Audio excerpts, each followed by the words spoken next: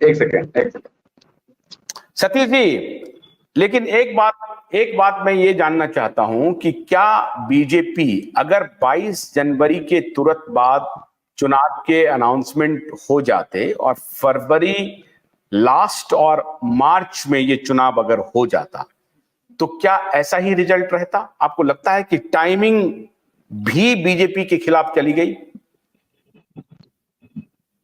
कहना मुश्किल है आशुतोष जी, लेकिन ये सब चीज ना वो ये वन टाइम मेडिसिन होता है।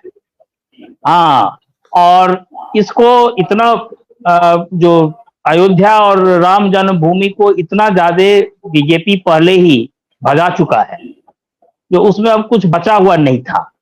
और सुप्रीम कोर्ट का फैसला हुआ, हर आदमी यहाँ पे राम को चाहने वाला है, हर हिंदू। कोई ऐसी नई चीज नहीं थी, मंदिर बन गया, बात खत्म। अब मोदी जी उसका श्रेय लेने लगे, 10 दिन व्रत करके पहुंच गए वहां पे प्राण प्रतिष्ठा करने के लिए।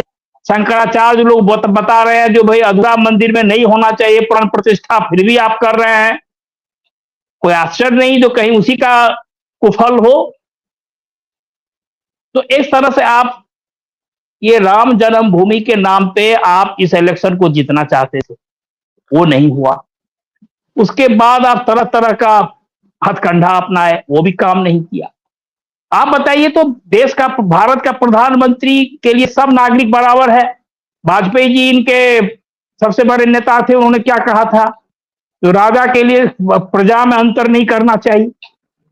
आप चुनाव में जाकर के हिंदू मुसलमान के अलावा कोई भाषण ही नहीं हुआ 1 महीना से। अरे ये शोभा देता है क्या प्रधानमंत्री के गद्दी पे जो बैठा हो? तो ये सब तमाम हथकंडा अपनाने के बावजूद आप कहां पहुंचे? तो 240 पर। अरे अडवाणी जी पहुंच गए थे 170-80 पे, तो क्या हुआ? आप यदि इतने विश्व के महान नेता में से एक अपने को मानते हैं, तो अपने बलबूते पे इस बार चुनाव लड़ने के थे, कम से कम 272 तो ले आते। अब आप बोल रहे हैं जो नीतीश कुमार और चंद्रबाबू नायडू घोषणा कर दिया, अच्छी बात है, उनके साथ रहें। मैं केवल इतना कहना चाह रहा हूं जो मोदी जी और अमित शाह, देखिए एक बात तो मान के चलिए आपको सतीश जी, आप एकांगी, आप गुस्से में हैं, नाराजगी है आपको मोदी जी से, मैं जानता हूं। नहीं कोई नाराजगी नहीं है, कोई नाराजगी मोदी से क्या है। एमपी एंटायर 14-12 जो भी एमपी हैं वो नरेंद्र मोदी का एमपी है, वो लिख के ले लीजिए। कहां पे? नीतीश कुमार के नाम पर एक वोट नहीं मिला है, नीतीश कुमार के नाम पर आप बोलिए जो नहीं मिला है नीतीश कुमार के नाम पर। हाँ तो आप बोलिए ना, जो भी इनके 295 हैं सब मोदी जी के एमपी हैं, वो भी आने वाले होंगे, नायडू भाग जाएंगे और नीतीश कुमार भाग जाएंगे, दोबारा पैसा भाषण कर दिए तो। हम ये कह रहे हैं, क्या नाम है आशुतोष जी, इस चुनाव में जो बीजेपी के जो है कैंडिडेट, उनको आप कहिए जो मोदी जी के नाम पे वो लोग वोट मांगे हैं। लेकिन इनके जो एलाइज हैं, अरे चंद्रबाबू नायडू को तो आप बेइज्जत किए हुए थे 2019 तक। अब किस आधार पे कहिएगा जो उसका 19 के 14 या 12 एमपी हमारा एमपी है, हमारे नाम पे वोट लिया है? आपको 4 सीट जो आपका आंध्र प्रदेश में है, वो चंद्रबाबू के नाम पे वोट मिला है उसको। मानते हैं कि नहीं मानते हैं? आपका कोई जनाधार नहीं है आंध्र प्रदेश में। और जहां तक बिहार का सवाल है, 2-4 सीट हो सकता है नीतीश कुमार के मोदी जी के नाम पे हो, लेकिन नीतीश कुमार का अपना अभी भी जनाधार बचा हुआ है, जातीय समीकरण उनके पक्ष में है अभी भी। और इसीलिए अभी जो उनको सीट मिला है, अपना वो तोड़ जोड़ करके जो चला रहे हैं उस हिसाब से मिला है। मैं ये कहना चाह रहा हूं जो एनडीए की सरकार बने, लेकिन नैतिकता का तकाजा है, जो नेतृत्व को इस हार को स्वीकार करना चाहिए और इस्तीफा दे देना चाहिए। एनडीए दूसरा नेता चुने, कोई बात नहीं, मोदी जी के नेतृत्व में ही बने। लेकिन हम लोग भी देखेंगे, आप भी देखेंगे, जब चंद्रबाबू और नीतीश कुमार के दरबार में ये लोग सुबह शाम हाजिरी बजाएंगे अपने सरकार को बचाने के लिए 5 साल, तो बहुत अच्छा दृश्य लगेगा। हम लोग उसके लिए भी तैयार रहना चाहिए। यह बता सतीश जी कह रहे हैं कि नरेंद्र मोदी जी को मॉरल ग्राउंड पे इस्तीफा दे देना चाहिए, क्या करना चाहिए ऐसा? माया जी से पूछिए ना, गुजरात में बैठी हुए हैं। जी बोलिए, अनम्यूट कीजिए। बड़े आश्चर्य की बात है जो एक मिनट रुकिए, माया जी को बोलने दीजिए, कटक साहब माया जी को बोलने दीजिए। विजयी हुआ है उसे ही आप कह रहे हैं इस्तीफा दे देना चाहिए। ये कौन सा कुतर्क है, मेरे समझ में नहीं आता है। ये आंकड़े क्लियरली दिखा रहा है 295 हुई है, जीत हुई है। मैं ABCD में 1 2 3 4 समझता हूँ, मैं इतना समझता हूँ।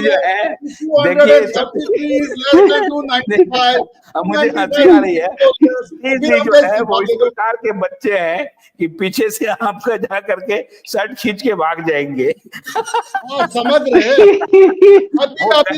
अभी उन्होंने कहा है, देखिए चंद्रबाबू नायडू का अभी स्टेटमेंट आया है, अभी मैंने टीवी पर देखा 2 मिनट पहले, कि हम किसी विपक्षी गठबंधन से चर्चा तक नहीं करेंगे, बात करने के लिए भी तैयार नहीं है।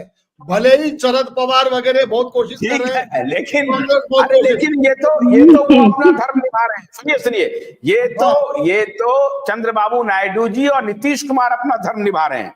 वो कह रहे हैं मोदी जी को अपना धर्म निभाने के लिए।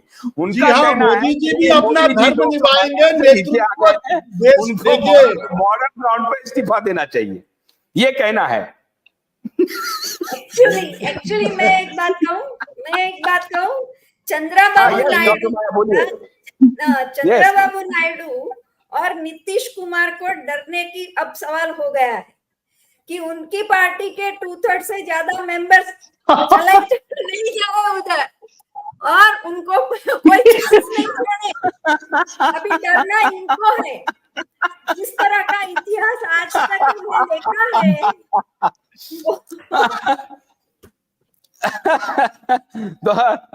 नहीं, सतीश जी जो है डॉक्टर साहिबा का जो भय बचाता है पार्टियों का, वो भय अच्छा है ना मोदी जी के लिए। जो भय क्रिएट किया है वो सरकार बचाए रखेगी। मतलब ये बीजेपी के लिए कोई अच्छी बात नहीं है। डॉक्टर माया भ्रम फैला रही है।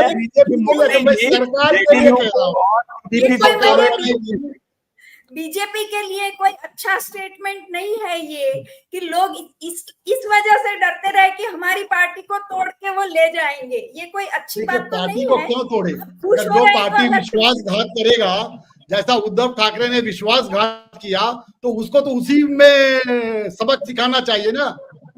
जैसा करनी वैसी भरनी। बात अभी उसमें है ही नहीं। बात अभी उसका जवाब दीजिए ना, जो सतीश जी ने जो सवाल पूछा है कि भाई 250 के नीचे आ गया। योगेंद्र यादव ने कहा कि 250 के नीचे अगर बीजेपी आती है तो ये जो है मोदी की हार है, और 300 से नीचे आती है तो मॉरल हार है, 272 के नीचे आती है तो राजनीतिक हार है, लेकिन 250 के नीचे आ गया है तो ये मोदी की हार हो गई। आप सोचिए सरकार बना रही है। जब आपने बोला ये जो व्यक्ति है, क्या नाम है, यादव साहब, जो जिसका नाम लिया, मैं पहला नाम भूल गया, योगेंद्र यादव, वो कब से कामना मना रहे। वो अनस्टेबल गवर्नमेंट चाहते हैं। उनका जो आइडियोलॉजी है वो हमेशा चाहती है कम्युनिस्ट का आइडियोलॉजी के साथ, जैसा कि केंद्र सरकार हमेशा अनस्टेबल रहे, कि जिससे इनकी हुकूमत चले इनडायरेक्टली। ये तो भारत की जनता बहुत समझदार है कि इनको हाशिए पर कर दिया ऐसे आइडियोलॉजी को।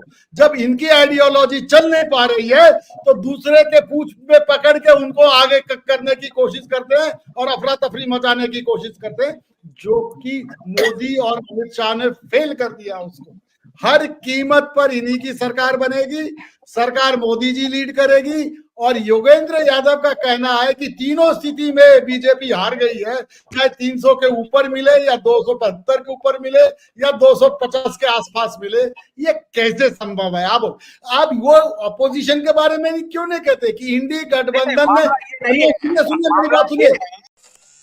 गन्ने की कड़ी बुनियाद, जिसे मराठी में खुड़किया और कुछ उत्तर भारत के क्षेत्रों में खुटकी भी कहा जाता है, उसे केवल भोलानाथ का 2-in-1 बैटरी ऑपरेटेड हार्वेस्टर कम ब्रश कटर आसानी से और बिना रुकावट के काट सकता है।